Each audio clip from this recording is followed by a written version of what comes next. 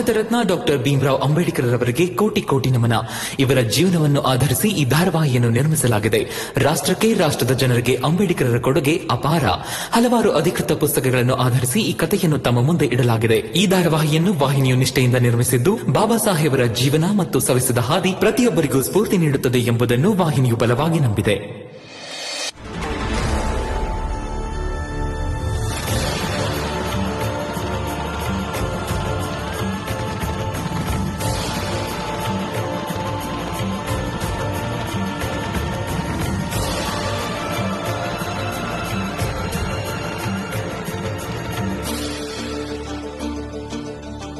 ತಗೊಳ್ಳಿ, ಈಗ ಪೆನ್ಷನ್ ದುಡ್ಡನ್ನ ನನಗೆ ಕೊಡಿ. ಅದಕ್ಕೆ ರಾಮ್ಜಿ ಅವರು ಇನ್ನೊಂದ್ಸಲ ಈ ಪತ್ರಕ್ಕೆ ಸಹಿ ಹಾಕ್ಬೇಕಾಗತ್ತೆ. ರಾಮ್ಜಿ, ಸಹಿ ಹಾಕ್ ಬನ್ನಿ.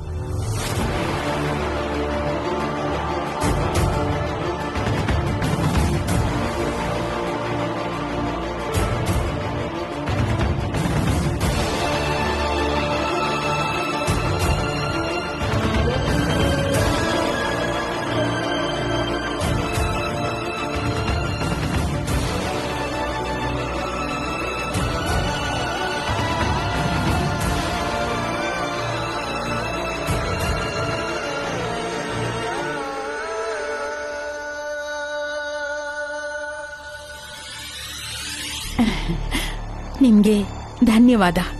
ಹಾಗೆ ಮುಂದೇನು ನಾನೇ ಇನ್ಮೇಲೆ ಪೆನ್ಷನ್ ಇಸ್ಕೊಳಕ್ ಬರ್ತೀನಿ.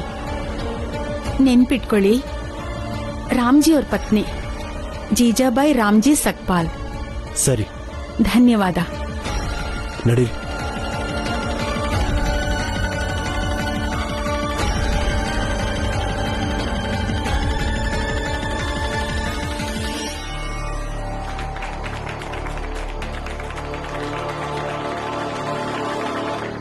ವಾ ಜೀಜಾಬಾಯಿ ವಾ, ಇದು ನೋಡಿ ಜೀಜಾಬಾಯಿ ತಾಕತ್ತು ಅಂದ್ರೆ. ಇವಳು ಪೆನ್ಷನ್ ಸಿಗೋವರೆಗೂ ಬಿಡ್ಲಿಲ್ಲ.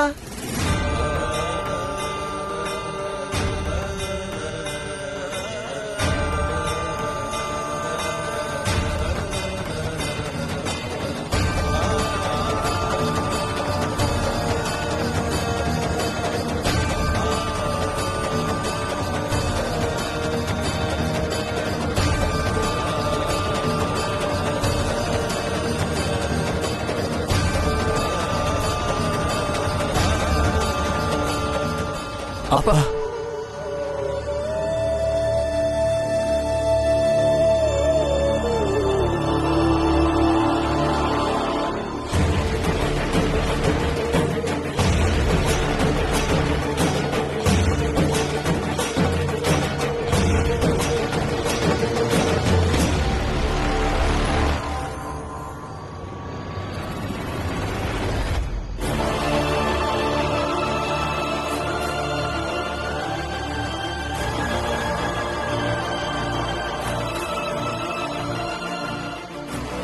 ಇದೇ ನನ್ ಮನೆ, ಮತ್ತೆ ಇವರೇ ನನ್ ಗಂಡ.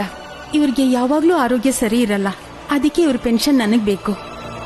ನನಗೆ ನೀವ್ ಯಾವಾಗ್ಲೂ ಹೇಳ್ತೀರಲ್ವಾ ಇವರೆಲ್ಲ ನಮ್ಮವರು ಅಂತ.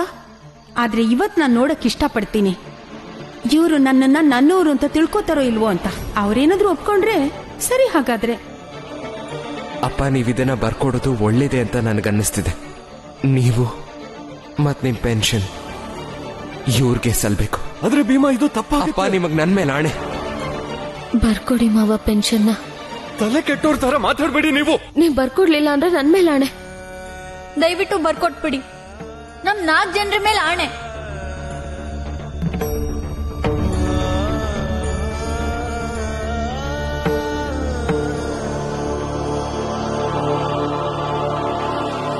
ಜೀಜಾಬಾಯಿ,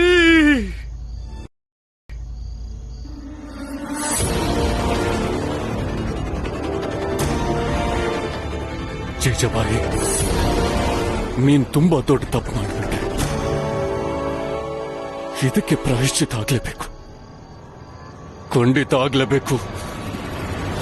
ರಾಮ್ಜಿ, ಸ್ವಲ್ಪ ಸಮಾಧಾನ ಮಾಡ್ಕೋ, ಕೋಪ ಮಾಡ್ಕೋಬೇಡ. ಹೇಗ್ ಸಮಾಧಾನವಾಗಿರ್ಲಿ? 2 ಗಂಡು ಮಕ್ಕಳು ಮತ್ತೆ ಸೊಸೆಂದ್ರು ಸೇರಿ ನನ್ನ ಅಪರಾಧಿ ಸ್ಥಾನದಲ್ಲಿ ನಿಲ್ಸಿದ್ರು. ನೀನೇ ನೋಡ್ದಿಲ್ಲ ಹೇಗೆ ಆಣೆ ಮಾಡಿದ್ರು ಅಂತ. ಯಾರಾದ್ರೂ ನಂಗೇನ್ ಬೇಕು, ನಂಗೇನ್ ಅನ್ನಿಸ್ತಿದೆ ಅಂತ ಯೋಚಿಸಿದ್ರ? ಇದರಿಂದ ನಂಗೇನಾಗುತ್ತೆ ಅಂತ ಕೇಳಿದ್ರ? ರಾಮ್ಜಿ, ನಿಮ್ ಮಕ್ಕಳೆಲ್ಲ ಯೋಗ್ಯರು, ಅವ್ರವ್ರ ಜವಾಬ್ದಾರಿನ ಅವ್ರವ್ರು ನಿಭಾಯಿಸ್ತಾರೆ. ದಯವಿಟ್ಟು ನೀವು ಸಮಾಧಾನ ಮಾಡ್ಕೊಳ್ಳಿ. ಈಗ ಸುಮ್ನೆ ಬಿಡ್ಲ? ಅದಂಗ್ ಸುಮ್ನೆ ಇರ್ಲಿ? ನಾನಿನ್ನು ಬದುಕಿದ್ದೀನಿ. ಅದಂಗೆ ಅವ್ರವ್ರ ಜವಾಬ್ದಾರಿ ಅವ್ರವ್ರು ತಗೊಳಕ್ಕಾಗುತ್ತೆ? ಆಣೆ ಮಾಡ್ತಾರೆ. ಈ ವಿಷಯದಲ್ಲಿ ನಾನು 4 ಜನಕ್ಕೆ ಕ್ಷಮಿಸಲ್ಲ, ಯಾವತ್ತೂ ಕ್ಷಮಿಸಲ್ಲ. ಸರಿ, ಕ್ಷಮಿಸ್ಬೇಡಿ. ಆದ್ರೆ ರಾಮ್ಜಿ, ನಿಮ್ ಮಕ್ಕಳು ಬೇರೆಯವ್ರ ಮಕ್ಕಳ ತರ ಅಲ್ಲ. ಈಗಿನ ಕಾಲದಲ್ಲಿ ಅಪ್ಪನ ಆಸ್ತಿಗೋಸ್ಕರ ಪ್ರಾಣ ತೆಗೆಕ್ಕೂ ಹೆಸಲ್ಲ. ಅಂಥದ್ರಲ್ಲಿ ನಿಮ್ಮಿಬ್ರು ಮಕ್ಕಳು ಕೂಡ, ನಿನ್ನ ಸೊಸೆಯರು ಕೂಡ ನಿನ್ನ ಪೆನ್ಷನ್ನ ನಿನ್ಗೆ ಖುಷಿಯಾಗಿ ಬಿಟ್ಕೊಟ್ಟಿದ್ದಾರೆ. ರಾಮ್ಜಿ, ಇಂಥ ಮಕ್ಕಳನ್ನ ಪಡೆಯೋದಕ್ಕೆ ಪುಣ್ಯ ಮಾಡಿರ್ಬೇಕು. ಮತ್ತೆ ಯಾರಿಗ್ ಗೊತ್ತು, ಇದನ್ನೆಲ್ಲ ನೋಡಿ ಜೀಜಾಬಾಯಿ ಮನಸ್ಸು ಕರಗ್ಬೋದಲ್ವಾ?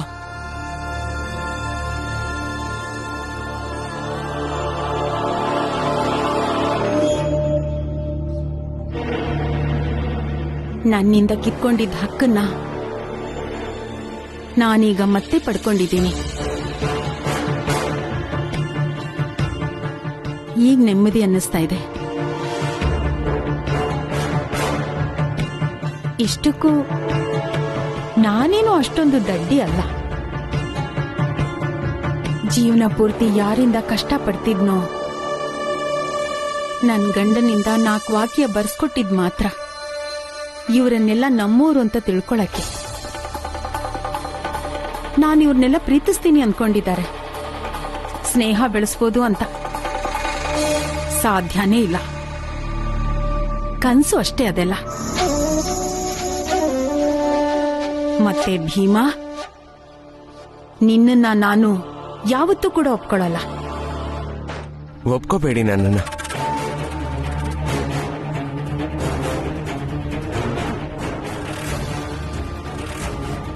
ಯಾವುದೇ ಕಾರಣಕ್ಕೂ ನಮ್ಮ ತಂದೆನ ದುಡ್ಡುಗಾಟ ಆಡಿಸ್ಬೇಡಿ. ಹೆದರಿಸ್ತಿದ್ಯಾ? ಇಲ್ಲ, ಹೇಳ್ತಿದ್ದೀನಷ್ಟೇ. ಅಕಸ್ಮಾತ್ ನೀವೇನಾದ್ರೂ ನಮ್ಮ ತಂದೆನ ದುಡ್ಡುಗೋಸ್ಕರ ಆಟ ಆಡಿಸ್ತಿದ್ದೀರ ಅಂತ ಗೊತ್ತಾದ್ರೆ ನೆನ್ಪಿಟ್ಕೊಳ್ಳಿ, ನಾನು ಏನ್ ಬೇಕಾದ್ರೂ ಮಾಡಬಲ್ಲೆ. ಏನ್ ಬೇಕಾದ್ರೂ ಅಂದ್ರೆ? ಏನ್ ಬೇಕಾದ್ರೂ ಅಂದ್ರೆ ಏನ್ ಬೇಕಾದ್ರೂ.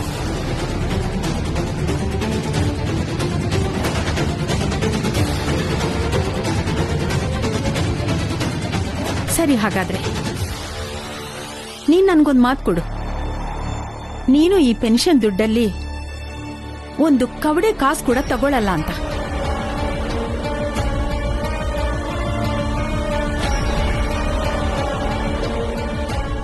ಮತ್ತೆ ನಿಮ್ ತಂದೆ ಖರ್ಚಿಗೆ ನಾನೇ ದುಡ್ಡು ಕೊಡ್ತೀನಿ. ಖಂಡಿತ ಆಟ ಆಡ್ಸಲ್ಲ. ನೀನು ನಿನ್ ಹೆಂಡತಿ ಮೇಲೆ ಆಣೆ ಇಟ್ಟು ಹೇಳು, ಈ ದುಡ್ಡಲ್ಲಿ ನಿನ್ ಸ್ವಂತಕ್ಕೆ ಅಂತ ಒಂದ್ ಆಣಿನೂ ಮುಟ್ಟಲ್ಲ ಅಂತ.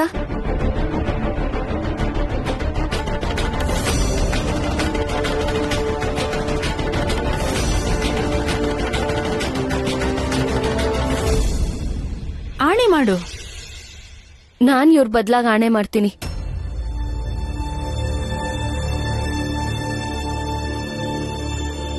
ನಾನ್ ಇವ್ರಿಗೆ ಪೆನ್ಷನ್ ಅಲ್ಲಿ 1 ಆಣೆನೂ ತಗೊಳಕ್ ಬಿಡಲ್ಲ.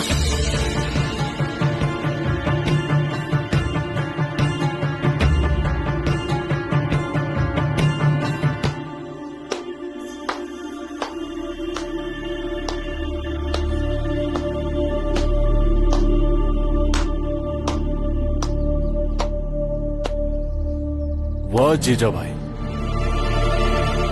वाह वाह ಭೀಮಾ, ಶಬ್ಬಾಷ್. ಅಪ್ಪನ ಬೆನ್ನ ಹಿಂದೆ ಅವನ ದುಡ್ಡಲ್ಲೇ ವ್ಯಾಪಾರ ನಡೀತಿದೆ.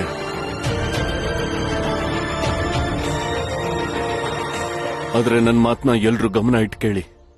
ಈ ಮುದುಕನ ಹತ್ರ ಬರೀ ಪೆನ್ಷನ್ ಮಾತ್ರ ಅಲ್ಲ, ಶಕ್ತಿನೂ ಇದೆ.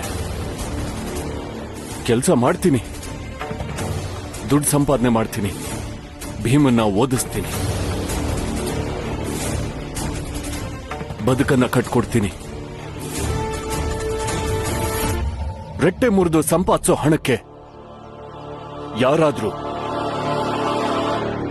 ಪತ್ರನ ಬರೆಸ್ಕೊಂಡು ಹಕ್ಕನ್ನ ಪಡೆಯಕ್ಕಾಗಲ್ಲ ಅಲ್ವಾ?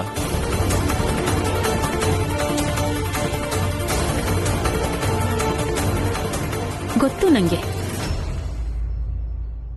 ನಿಮ್ಗೆ ನನ್ನ ಯೋಚನೆ ಆಗ್ಲಿ ಇನ್ನೊಬ್ರು ಯೋಚನೆ ಆಗ್ಲಿ ನಿಮ್ಗೆ ಇರೋದಿಲ್ಲ ಅಂತ.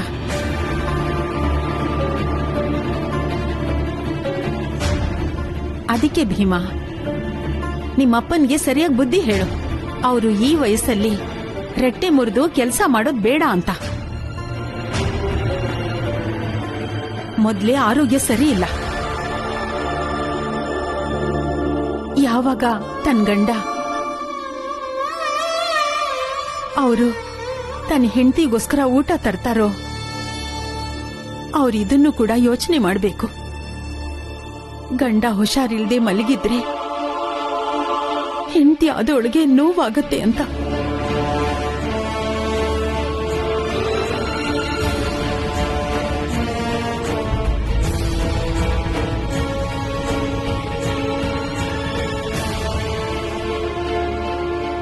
ಅಪ್ಪ, ನಿಮಗ್ ನೋವಾಗಿದ್ರೆ ದಯವಿಟ್ಟು ಕ್ಷಮಿಸ್ಬಿಡಿ. ಆದ್ರೆ ಈ ಸಲ ಇವ್ರು ಹೇಳಿದೆ ಸರಿ ಅನ್ನಿಸ್ತಿದೆ. ಅದೆಷ್ಟು ಶ್ರಮ ಪಟ್ಟು ಸಾಕ್ ಮಾಡು. ಪ್ರತಿ ಸಲ ನಂಗೆ ಹೇಳಕ್ ಬರ್ಬೇಡ. ನಂಗೇನ್ ಮಾಡ್ಬೇಕು ಏನ್ ಮಾಡಬಾರ್ದು ಅಂತ ಗೊತ್ತಿದೆ. ನಾನು ಕೆಲಸ ಮಾಡೋನೆ, ದುಡ್ಡನ್ನ ಸಂಪಾದಿಸ್ತೀನಿ. ಆ ದುಡ್ಡಲ್ಲೇ ನೀನು ಓದಬೇಕಷ್ಟೇ. ಇನ್ನೊಂದು ಮಾತು, ಈ ವಿಷಯದಲ್ಲಿ ನೀನು ಏನು ಮಾತಾಡೋ ಹಾಗಿಲ್ಲ, ನಾನೇನು ಕೇಳೋದೂ ಇಲ್ಲ.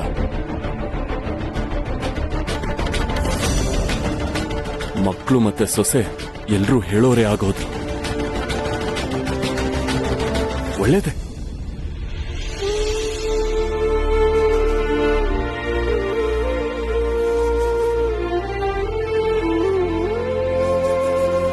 ಅಪ್ಪಂಗೆ ನಮ್ಮ ಮೇಲೆ ಕೋಪ ಬಂದಿದೆ. ಭೀಮಣ್ಣ, ಭೀಮಣ್ಣ, ಭೀಮಣ್ಣ, ಭೀಮಣ್ಣ. ಏ ಮೂರ್ತಿ, ನಿಂತ್ಕೊಳ. ಏನಾಯ್ತು? ಒಂದ್ ನಿಮಿಷ ಇರಿ. ಮೂರ್ತಿ, ಏನ್ ಕರೆದಿದ್ದು? ಏನಾದ್ರೂ ತೊಂದ್ರೆನಾ? ಕೇಳಿಸ್ಕರ್ ಗುರುಗಳು ಸಿಕ್ಕಿದ್ರು. ಹೇಳ್ತಿದ್ರು ನಿಮ್ ಪರೀಕ್ಷೆ ಫಲಿತಾಂಶ ಬಂದಿದ್ಯಂತೆ. ರಿಸಲ್ಟ್ ಬಂದಂತ?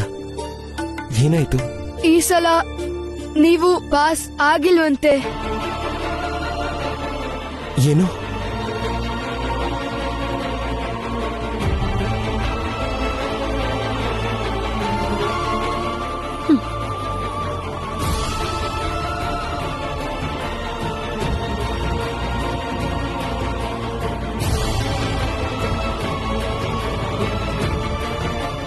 ಅಯ್ಯೋ, ಇದ್ರಲ್ಲಿ ಆಶ್ಚರ್ಯ ಪಡುವಂತದ್ದೇನಿದೆ?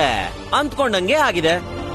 ಓದು ಬರಹ ಬಿಟ್ಟು ಊರವ್ರಿಗೆಲ್ಲ ಬುದ್ಧಿ ಹೇಳ್ಕೊಂಡು ಎಲ್ರನ್ನೂ ಎದುರಾಕೋತಾ ಇದ್ರೆ ಎಲ್ಲಿಂದ ಪಾಸ್ ಆಗ್ತಾನೆ ಹೇಳಿ?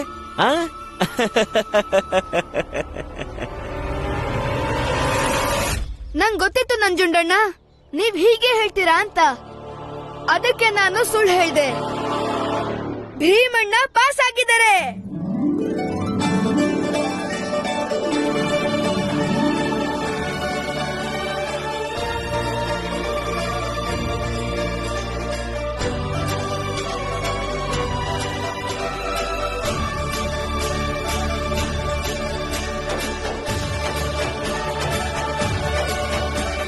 ಬರೀ ಪಾಸ್ ಅಲ್ಲ, ಅರ್ಥಶಾಸ್ತ್ರದಲ್ಲಿ ಕಾಲೇಜ್ಗೆ ಮೊದಲನೇ ಸ್ಥಾನ ಪಡ್ಕೊಂಡ್ ಬಂದಿದ್ದಾರೆ ನಮ್ ಭೀಮಣ್ಣ.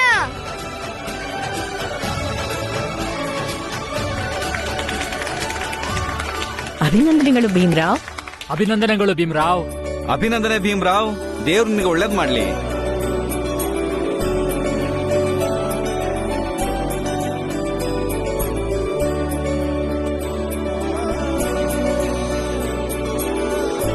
ಅಪ್ಪ,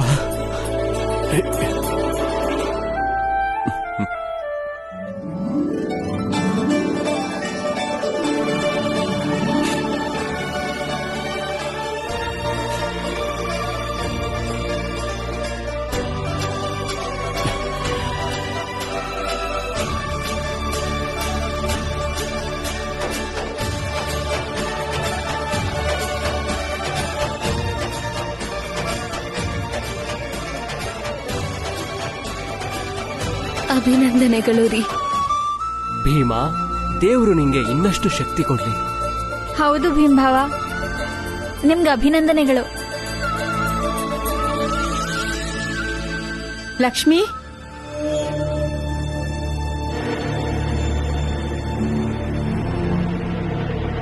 ಆಯ್ತಾ ಅಭಿನಂದನೆ ಮಾಡಿದ್ದು?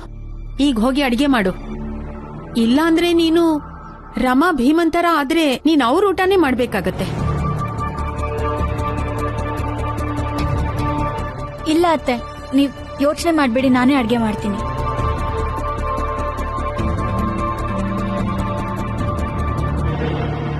ಅರ್ಥ ಆಗತ್ತೆ ನಂಗೆ ನೀವು ಏನ್ ಯೋಚನೆ ಮಾಡ್ತಾ ಇದ್ದೀರಾ ಅಂತ. ಆದ್ರೆ ಏನ್ ಮಾಡೋದು, ನಿಮ್ ಹತ್ರ ಪಾಪ ದುಡ್ಡೆಲ್ಲಿದೆ? ನಿಮ್ ಹತ್ರ ದುಡ್ಡಿದ್ದಿದ್ರೆ ಮಗ ಪಾಸ್ ಆಗಿರೋ ಖುಷಿಗೆ ಊರಿಗೆಲ್ಲ ಸಿಹಿ ಹಂಚ್ಬೋದಿತ್ತು. ನಾನಂತೂ ಪೆನ್ಷನ್ ದುಡ್ಡು ಕೊಡಲ್ಲ ನಿಮ್ಗೆ. ರೆಟ್ಟೆ ಮುರಿದು ಸಂಪಾದಿಸಿರೋ ದುಡ್ಡು ನಿಮ್ ಹತ್ರ ಇಲ್ಲ ಈಗ. ಇಲ್ಲ ಜೀಜಾಬಾಯ್, ನಾನು ಅದೆಲ್ಲ ಯೋಚನೆ ಮಾಡ್ತಿಲ್ಲ. ನಾನು ಯೋಚನೆ ಮಾಡ್ತಿರೋದು ಭೀಮ ಇಷ್ಟೆಲ್ಲ ಸಾಧನೆ ಮಾಡಿದ್ರು ನಿಂಗಿನ್ನೂ ಸಂತೋಷನೇ ಆಗಿಲ್ವಲ್ಲ ಅಂತ. ಅಕಸ್ಮಾತ್ ಭೀಮಾಬಾಯಿ ಬದುಕಿದ್ರೆ ಭೀಮನ ಈ ಸಾಧನೆಗೆ ಹಬ್ಬನೇ ಆಚರಿಸ್ಬಿಡೋಳು ಮನೆಯಲ್ಲಿ.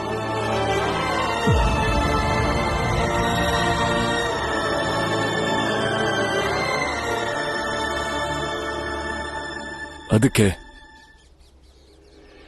ಇವತ್ತು ಸಂಜೆಯೊಳಗೆ ಕೆಲಸ ಮಾಡಿ 2 ಕಾಸಾದ್ರೂ ದುಡಿಮೆ ಮಾಡ್ಕೊಂಡ್ಬರ್ತೀನಿ. ಆ ದುಡ್ಡನ್ನ ನಿಂಗೆ ಕೊಡ್ತೀನಿ. ಆ ದುಡ್ಡಲ್ಲೇನೆ ನೀನು ಹೋಳಿಗೆನ ಮಾಡಬೇಕು, ಎಲ್ರಿಗೂ ಬಡಿಸ್ಬೇಕು ಕೂಡ.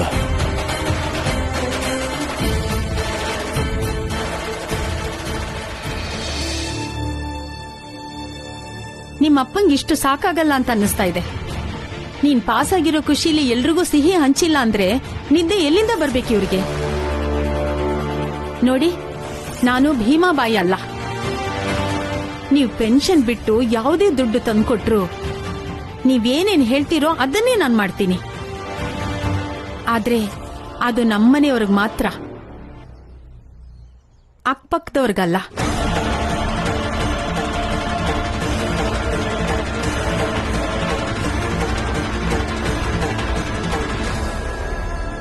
ಭೀಮಾ, ನೀನ್ ಕಾಲೇಜಿಗೆ ಹೋಗಿ ನೋಡ್ಕೊಂಡ್ ಬಾ.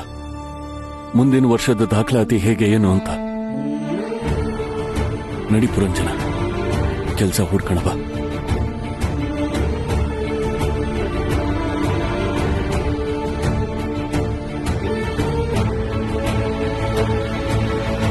ನಮ್ ಜಾತಿಲಿ ನೀವೇ ಮೊದಲನೆಯವರು, 10ನೇ ಕ್ಲಾಸ್ ಪಾಸ್ ಆಗಿರೋರು.